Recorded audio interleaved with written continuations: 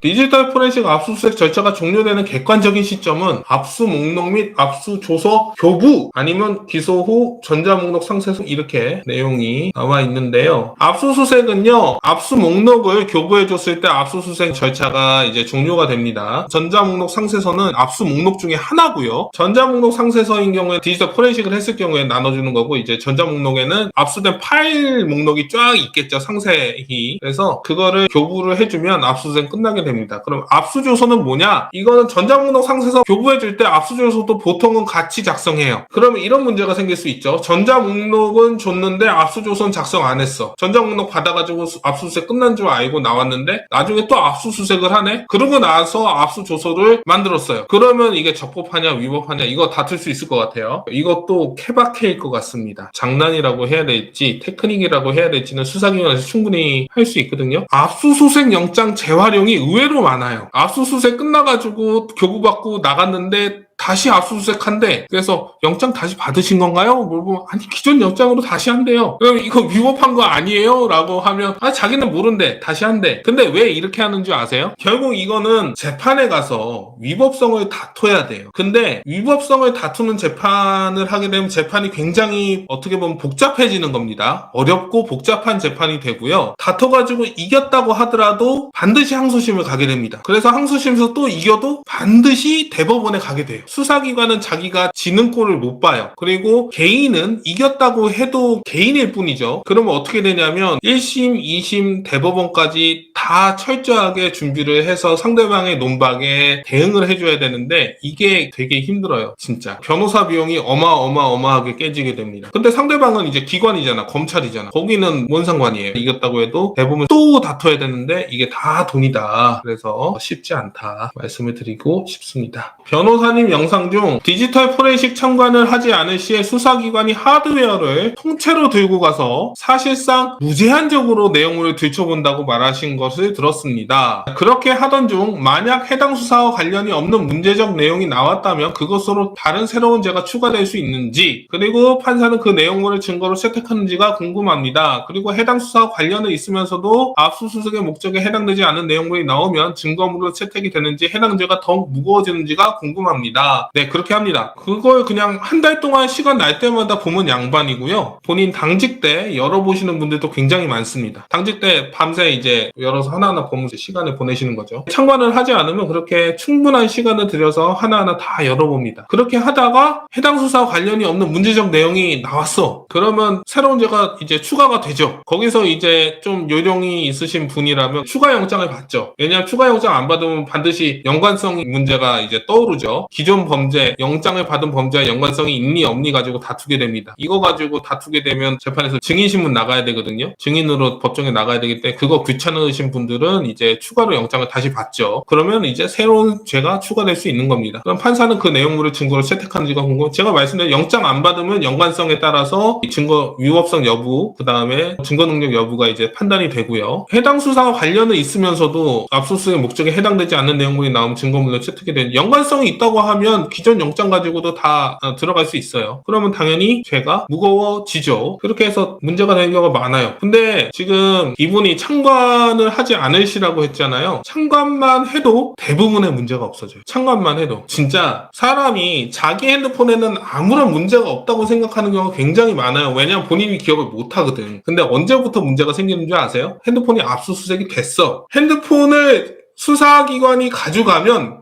그때부터 정말 기억나지 않았던 별의별 것들이 새록새록 떠오르기 시작합니다. 그러면서 저한테 전화가 와요. 변호사님, 핸드폰에 이런 게 있는데 문제가 될까요? 안 될까요? 문제가 안 될 것 같습니다. 네, 감사합니다. 그리고 또 하루 이틀 지나 또 전화가 와요. 변호사님, 또 이런 게 문제가 될 수 있을 것 같은데 이건 어떤가요? 물어봐요. 내 핸드폰에 뭐 별거 없는데? 라고 이렇게 생각하고 있다가 막상 핸드폰을 가져가면 정말 별의별 생각들이 다 떠오릅니다. 핸드폰에 자기가 뭘 했는지가부터 하나하나 다 이제 머릿속에 떠오르게 되면서 걱정에 도가니에 빠지죠. 그래서 그래서 정치인분들은 핸드폰을 제출해도 비밀번호를 알려주지 않거나 핸드폰을 아예 압수수색 당하지 않는 방법을 택하시는 것 같습니다. 스트로베리님, 카철죄의 범위가 너무 심한 것 같아요. 거리에서 가끔 사람 섞여 나온 풍경을 찍을 때도 항상 위축되고 걱정돼요. 지금 이거는 위헌이 아닌가 생각이 들어요. 카철죄 범위가 우리나라가 전 세계에서 제일 지금 넓어요. 미국은 부위가 특정돼 있거든요. 가슴이나 사타구니 이렇게 부위가 딱 특정이 되는데 우리나라는 성적 수치심을 느낄 수 있는 상황이면 피해자가 됩니다. 일단은 전신 사진이 돼요. 그 다음에 부분 사진도 돼버리고 이거는 좀 문제가 있지 않나 저는 생각이 돼요. 실제로 작년 겨울인지 올 겨울인지는 기억이 잘 안 납니다. 근데 어떤 사례가 있었냐면 이제 먹자골목이 있잖아요. 퇴근해서 이제 오늘 저녁 뭐 먹지? 하고 한 바퀴 쭉